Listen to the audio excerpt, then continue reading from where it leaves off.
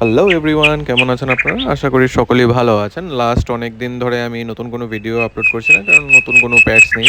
Pants থেকে একটু ডিস্টেন্সটা বেড়ে গেছিলো। তো আবারও নতুন করে প্যাটস আনা শুরু হয়েছে। তো আবার আপনাদের সাথে নতুন করে ভিডিওগুলো আবার রেগুলার পোস্ট হতে থাকবে।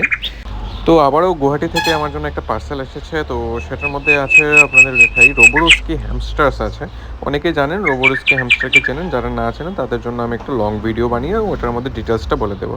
আমার কাছে কিছু হ্যামস্টারের পুরনো বেডিং ছিল, তো সেই বেডিংটার মধ্যে দিয়ে এসে আমি নতুন করে আবার হ্যামস্টারের জন্য একটা পুরনো ট্যাঙ্ক আছে, সেই ট্যাঙ্কের মধ্যে জাস্ট আমি সবগুলো বেডিং দিয়ে এসে তারপর ওদের জন্য জাস্ট আমি একটু হাইডিং স্পেস দিয়ে দিচ্ছি। তারপর এখানে যেন ডেকোরেশনটা হয়ে যায়।